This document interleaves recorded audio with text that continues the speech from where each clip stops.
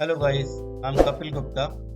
आज इस वीडियो में हम आपसे बात करेंगे revenue recognition as per Ind AS accounting standard 115 which is 5 factor model. अगर आप हमारे इस वीडियो को लाइक करें, शेयर करें एंड सब्सक्राइब करें। चलो हम लोग इस वीडियो में आगे हम आपसे बात करते हैं regarding the end S 115 which is 5 factor model.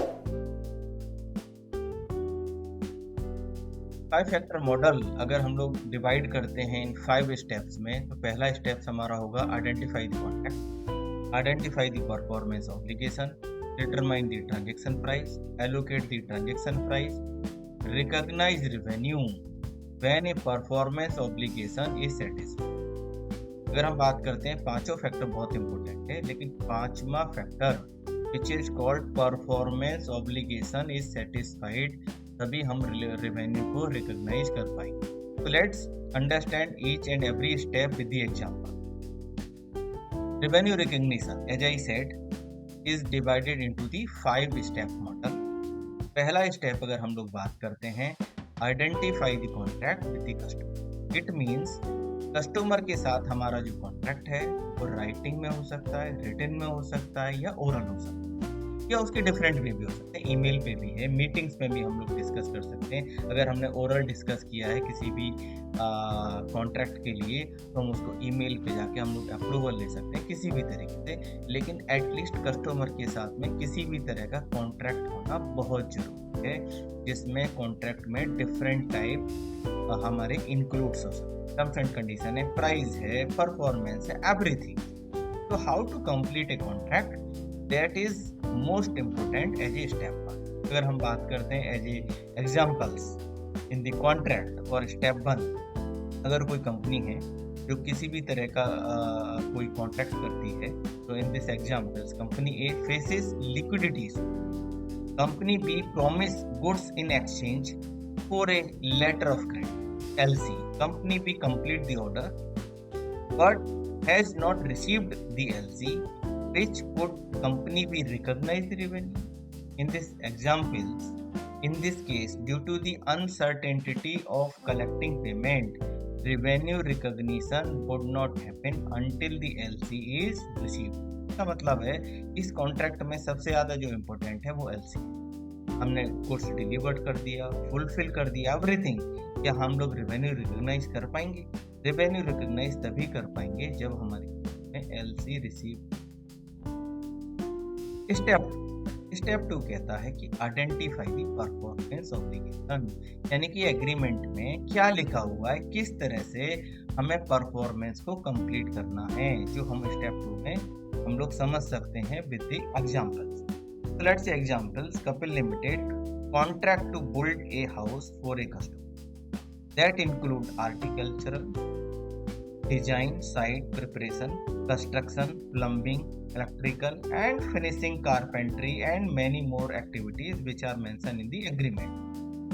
So in this case overall promise is to deliver complete the house, यानी कि हमें तो घर देना है कंप्लीट करके, लेकिन घर तभी कंप्लीट होगा जब उसमें हमने सारा का सारा परफॉर्मेंस जो एग्रीमेंट में लिखा हुआ है कंप्लीट कर देंगे, so that they should be combined into a single performance obligation। Ultimately जो एग्रीमेंट में लिखा हुआ है वही परफॉर्मेंस को हमें कंप्लीट करना है, तभी हमारा स्टेप 2 कंप्लीट हुआ। Let's say step number 3। Step number 3 हमें बताता है कि हमें ट्रांजैक्शन प्राइस को किस तरह से डिटरमाइन करना। अब सेलिंग प्राइस कुछ भी हो सकती है, सेलिंग प्राइस में बहुत सारी चीज़ें हो सकती हैं, लेकिन लेट्स से एग्जाम्पल, एक कार डीलर है जो अपनी कार को 20 लाख रुपये में बेचना चाहता है, लेकिन उस 20 लाख रुपये में 1 लाख रुपए फ्री वारंटी है, जो बायर को नहीं पता होता है, जो चाहता है 20 लाख रुपए पे करेगा, लेकिन 20 लाख रुपए क्या हम लोग रेवेन्यू रिकॉग्नाइज कर पाएंगे? इसमें इम्पोर्टेंट ये है कि जो 1 लाख रुपए है जिसको हमने रिपेयर मेंटेनेंस के रूप में वारंटी दी हुई है, उसको हम लोग सेपरेटली एलोकेट करेंगे, डिस्ट्रीब्यूट करेंगे, तभी हम जाके रेवेन्यू को रिकॉग्नाइज कर पाएंगे। सो इम्पोर्टेंट है कि ट्रांजैक्शन प्राइस उसमें कौन कौन से पार्ट हैं, हम उन सबको एलोकेट करें। This is just for the example. Step 4, allocate the transaction. Step 3 में जो हमने बात किया था, determine the transaction. Price. Step 4 में इंपॉर्टेंट है एलोकेट दी ट्रांजेक्शन। अब एलोकेट ट्रांजेक्शन प्राइस तभी होगा जब हम परफॉर्मेंस ऑब्लिगेशन में हमने मेंशन किया होगा, हमने एग्रीमेंट में मेंशन। तो let's say different examples of the airline. अगर एक कोई एयरलाइन कंपनी है जो अपनी राउंड ट्रिप के लिए मुंबई से दिल्ली के लिए अगर प्राइस डिटरमाइन करती है 30,000, अब जो कस्टमर है जो टिकट परचेज कर रहा है वो तो 30,000 पे करेगा, लेकिन क्या हम लोग 30,000 में अगर हमारे पास में एलोकेशन है डिफरेंट चीज़ों के लिए तो हम किस तरह से उसको प्राइस को एलोकेट करेंगे। लेट्स से एग्जांपल्स, टोटल 30,000 में फ्लाइट की कॉस्ट है 24,000, मील की कॉस्ट है 2,000 और बैग चेक इन की कॉस्ट है 4,000।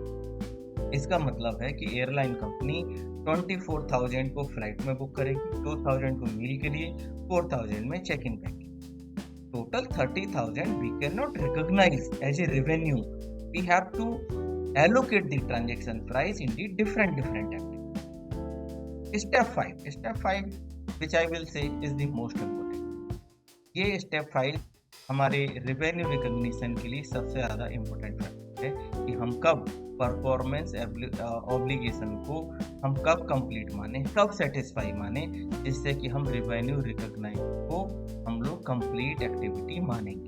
तो इस स्टेप 5 को हम एज ए एग्जांपल समझ सकते हैं। ए फर्नीचर स्टोर है जो कस्टमर के लिए एक सोफा सेट बेचना चाहता है जिसकी कॉस्ट 1 लाख। उस एग्रीमेंट में, उस कॉन्ट्रैक्ट में लिखा हुआ है कि आपको सोफा सेट कस्टमर के घर पर विदिन 2 वीक डिलीवर्ड करना। तो this is called the performance, this is called the obligation. Furniture store revenue recognise तभी करेगा जब वो कस्टमर के घर पर सोफा सेट को डिलीवर्ड कर देगा। This is called the performance obligation satisfaction. I hope this video आपको अच्छा लगा होगा। अगर ये वीडियो आपको अच्छा लगा है तो लाइक करें, शेयर करें, कमेंट करें और सब्सक्राइब करना ना भूलें। Thank you very much.